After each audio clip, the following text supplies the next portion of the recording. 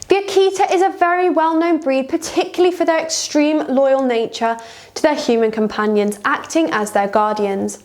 They have a strong devotion for their owner, which is something that is lifelong. In today's video, I'll be sharing with you the basics of feeding your Akita, including how much they should be eating and how often.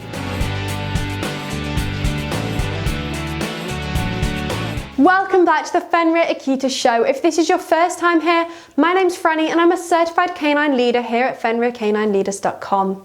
This channel is dedicated to helping you learn everything you could possibly want to know about the Akita. Then how to become high-level canine leaders that can raise perfect Akitas. So if you're a lifelong Akita lover, thinking about getting one, or just started your journey with your new pup, then this channel is for you.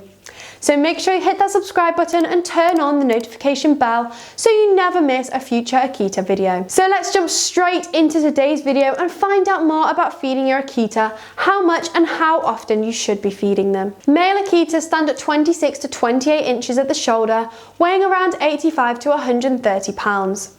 Female Akitas are usually from 24 to 26 inches and weigh between 70 and 110 pounds. They have a double layer coat with a very dense undercoat and a short top coat. An obese Akita is at a much higher risk of developing other health issues, including heart diseases, lethargy and bone and muscle problems, which can end up shortening their lives by many years. So it's extremely important to prevent excess weight from being gained. Also, being prone to hypothyroidism, this can cause the breed to easily put on weight. Keeping them physically active is essential in keeping them at a healthy weight. They need healthy food and to be given the right amount for their age and size, plus a limit on how many treats they are given. If an Akita is overweight, they can be extremely lethargic and unenthusiastic, which means that getting your dog to lose the excess weight that they've gained can be a very tricky process, and a lot of hard work, effort and plenty of patience must be put in by both the owner and the dog. Obesity in dogs can cause serious health problems for them, including joint disease, severe pain, heart disease, skin allergies and respiratory diseases.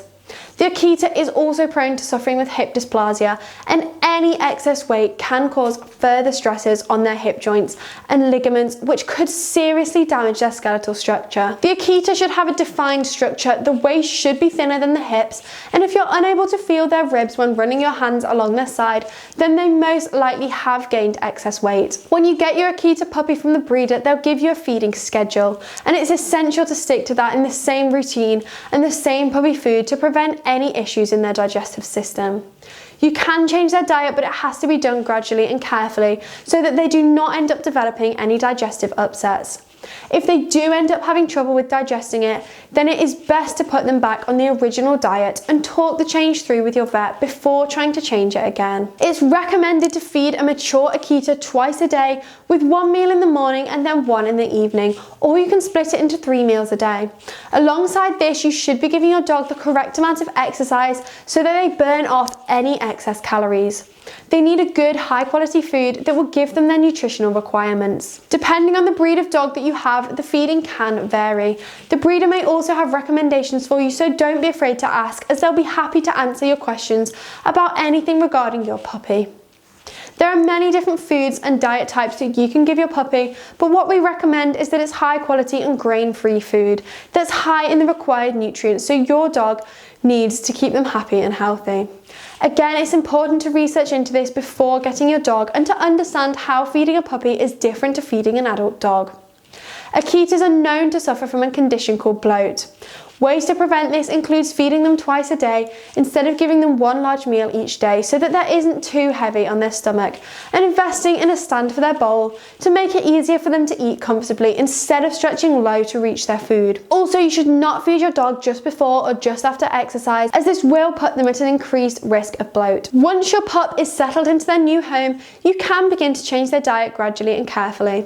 From 2 months old to 14 months old, the amount of food they need changes and increases and decreases, all depending on their build. Puppies need the required nutrients to grow into a healthy adult dog, and all of these measurements can be found through research from the breeder or from the vet. For example, at 2 months old, your Akita puppy should have 294 to 307 grams, depending on their build. Then at 8 months old, they should have 374 grams to 596, depending on their build. And at 14 months, they should have 286 to 395 grams, again, depending on their size and build. Akitas were bred to be hard-working dogs with incredible athletic abilities, high stamina and determination. In order to maintain a healthy lifestyle and prevent obesity, the Akita needs at least 2 hours exercise every day and the right amount of high-quality dog food. They're a high-energy and athletic breed that need this balance of highly nutritional food and a large amount of exercise each day. To retain their muscular and athletic body and high physical stamina, the Akita needs this balance between diet and exercise. I hope you enjoyed today's video. If so, make sure you hit that like button, get involved in the comment section down below, and don't forget, if you're new here, make sure you subscribe, as we have 3 dedicated Akita videos coming here every week. So I can't wait to talk to you again on the next episode of the Fenrir Akita Show.